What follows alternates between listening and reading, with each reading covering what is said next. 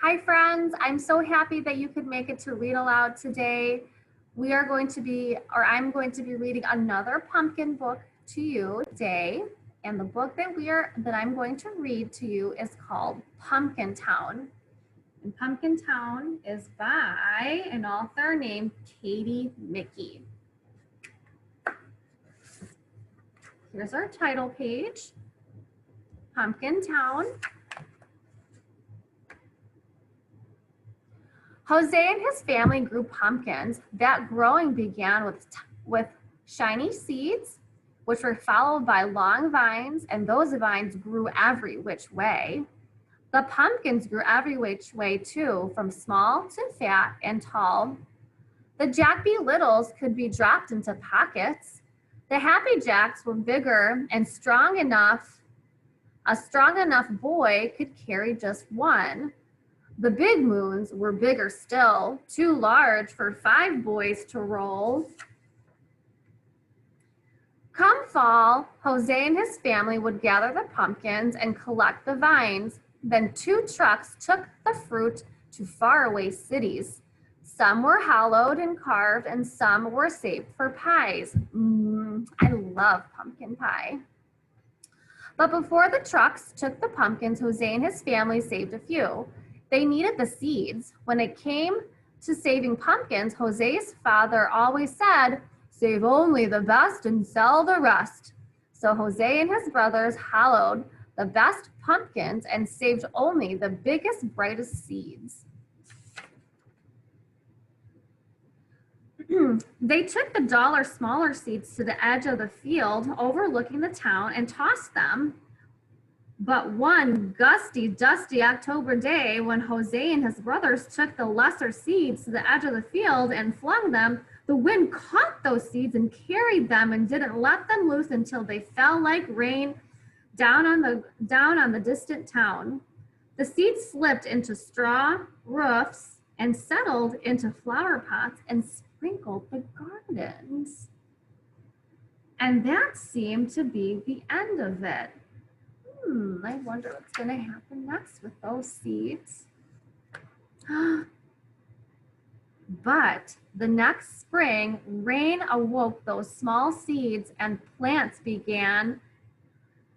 More rain fell and vines grew every which way. They wrapped around chimneys and wound through corn. At first, the townspeople liked the vines, for they were lovely and delicate.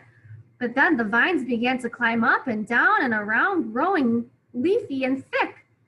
They snaked green and silent through one window and then out the other.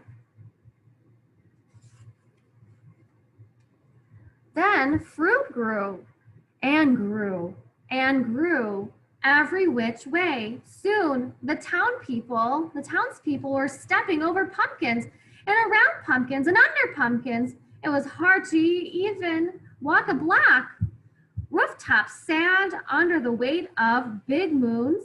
Fences fell, and when the wind blew, one had to dodge Happy Jacks and Jack Be Littles falling from trees. Nothing is worse than pumpkins, groaned the townspeople. Meanwhile, up on their mountainside, Jose and his family cut and stacked their pumpkins, saving only the best. And when they were done, they stepped back and said, "Nothing is better than pumpkins." But when Jose and his family looked down at the town, it looked odd. It seemed so green and orange. Since their field work is done, and because Jose and his brothers were curious, they walked to town the next day, where they saw more vines and pumpkins than they'd ever imagined. They remembered the gusty, dusty day that they'd scattered the seeds. "It is our fault," whispered Jose. "We must do something," whispered his brothers. "We rest for now," whispered Jose. But that night, Jose and his brothers cut and stacked the pumpkins and vines. They worked as quickly as they could, but some townspeople still sneaked peeks. They marveled at how well the brothers worked. The brothers climbed up poles and twined through trees and snaked silent through one window and out another, gathering and stacking pumpkins and vines. When the townspeople awoke, they discovered a mountain of pumpkins and a hill of vines and a mound of tired brothers. How tired they look. While the brothers slept, the townspeople filled a wagon with hay and set 5 great watermelons between Jose and his brothers in thanks for their aid. That wagon took the brothers back to their home where they laid in their glossy grass, still asleep. When their father found them there, he asked them what they had done to deserve the great watermelons. We just helped the townspeople with their harvest, the brothers said, which was true, and nothing more was said. Down in the town, 5 trucks came for the mountains of pumpkins, and the townspeople were given a grand sum of money for all that fruit. Ha! Nothing is better than pumpkins, they said. Much of the money went toward a feast held around a bonfire made by burning the hill of vines. It was decided that the rest of the pumpkin money would be spent to carve a statue of the 5 mysterious brothers who had made a mountain of pumpkins.